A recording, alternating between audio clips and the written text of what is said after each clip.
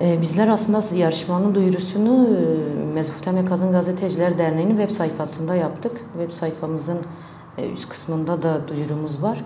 Aslında burada başvuru formu ve katılım koşulları var. Katılım koşullarını okumak isteyen kadın gazeteci arkadaşlarımız web sayfamızdan okuyabilirler.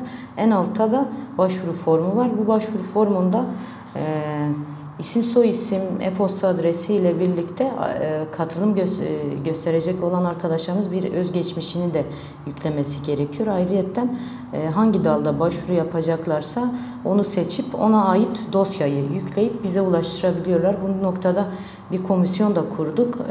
Gelen başvuruları değerlendirilmesi açısından sonra jürilere gönderilecek. Yani hazırlıklarımız bu noktada devamda ediyor. Aslında Kürt kadın gazetecilerin tarihi çok eskiye de dayanıyor.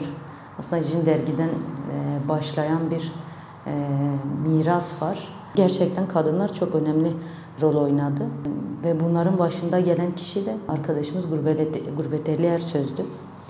Bizler de onun mirasını aslında devralarak bugünlere gelebildik. Ve Gurbeteli'nin bıraktığı miras aslında bugün böyle bir şeyle taçlanması gerekiyordu. Aslında geç kaldığımız bir projeydi de. İnanılmaz bir miras var ve bugün belki binlere ulaşan özgür basın kadın çalışanı var. Ve sadece özgür basın değil, genel kadın basını içinde söylediğimizde artık bu çalışma 100 binlere ulaştı yani. Genç nesillerin de artık onlara da ilham olan ve onlara da bu mirası devretmek gerekiyor ve daha çok açılmak gerekiyor. Ve bugün baktığımızda gerçekten özgür basın çalışanı ya da kadın gazetecileri biz neredeyse her yerde görebiliyoruz. Sahaların her yerinde görebiliyoruz. Televizyonlarda görüyoruz, ajanslarda görüyoruz, gazetelerde görüyoruz. Ve her tarafta kadın gazeteciler mevcut, çalışıyor, orada bir emek veriyor. Ve biz bu yarışmayı yapmamızdaki amaç aslında onları bir çatı altında belki hem buluşturabilmek hem de bu noktada onların ortaya koyduğu ürünleri ödüllendirmek, yani aslında temel amaç oydu. Ve bu temelde aslında biz Gurbeteli Ersöz kadın gazetecilik yarışmasını önümüze koyduk. Var olan gazeteciliğin, var olan o aslında oluşturulmuş olan cinsiyetçilikten arındırmak gazeteciliği, gazeteciliğin dilini. Bu gazeteciliğin dilini de ancak kadın basını yapabilir, kadın gazeteciler yapabilir. Bunun öncülüğünü onlar yapıyor ki bunun birçok örneği var. Temel amacımız dediğim gibi aslında bunun öncülüğünü Gurbeteli Ersöz yapmıştı. Sonrası Şilan Aras, sonrası Özgün Kadın Ajansları oluşturuldu.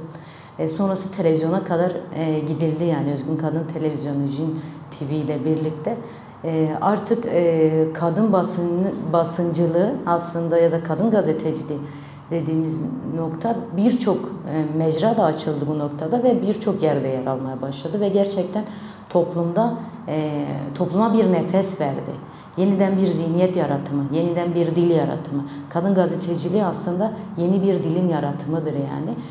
Bu yüzden aslında temel amaçlarımızdan birisi de bu. Toplumu değiştirip dönüştürmek ve bu noktada öncü rolümüzü oynamak. Yani temel amaçlarımızdan birisi buydu ve bu noktada bunun öncülüğünü yapan kadınları bir araya getirip, o haberleri belki bir araya getirip bu noktada o haberlerin hem görünürlüğünü de sağlamak, bu noktada yani evet, ödüllendirmek belki bir sembolik şey olarak görülebilir.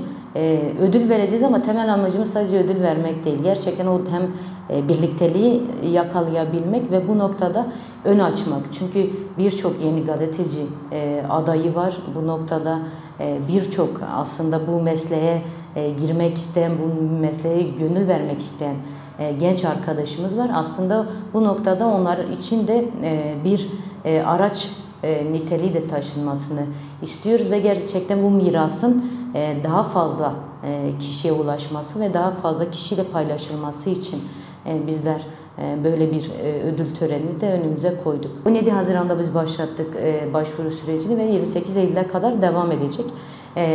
Bu sürece kadar, yani 28 Eylül'e kadar kadın gazeteciler, yani başvuru koşullarından birisi de sadece kadın gazeteciler başvuru yapabiliyor.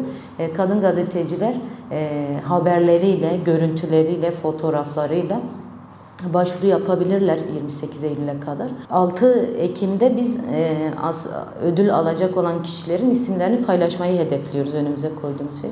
Ve ödül töreninin gününü de Gurbeteli Ersöz'ün aslında yaşamını yitirilişinin yıl dönümü olan 8 Ekim'de yapmayı planlıyoruz. Şu anda önümüzde öyle bir hedef var.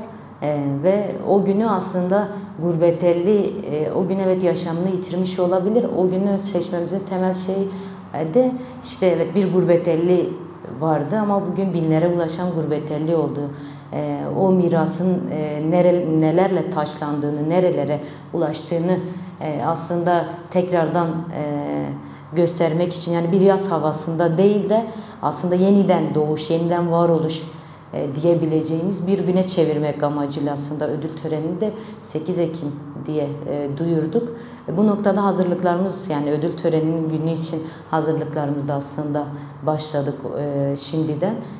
Bu noktada aslında hem görkemli bir tören de yapmak istiyoruz. Bu noktada aslında her kesime de ulaşmak istiyoruz. Yani sesimizi aslında tüm kadın gazetecilere de duyurmak istiyoruz. Buradan yani tüm kadın gazetecilerin aslında Gurbeteli Ersöz Kadın Gazetecilik yarışmasına, ödüllerine başvuru yapmasını bekliyoruz.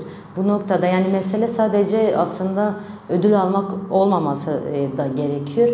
O mecrada bulunmak, orada buluşmak da çok büyük bir heyecan. Yani bizler bundan heyecan duyuyoruz. Bunun aslında altyapısını oluşturmada yer aldığımız için bizler bunun heyecanını yaşıyoruz.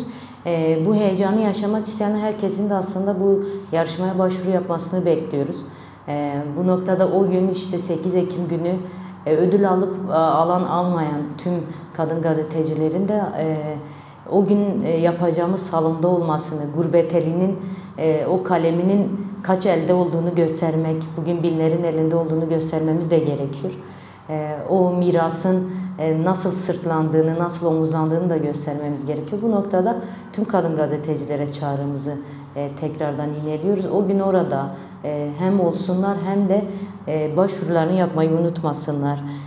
Ne olursa olsun Gurbeteli'nin adına yapılmış olan bu yarışmaya onlar da kendi yaptıkları emeklerini, ortaya koydukları ürünleriyle başvuru yapsınlar diye aslında çağrı yapıyoruz.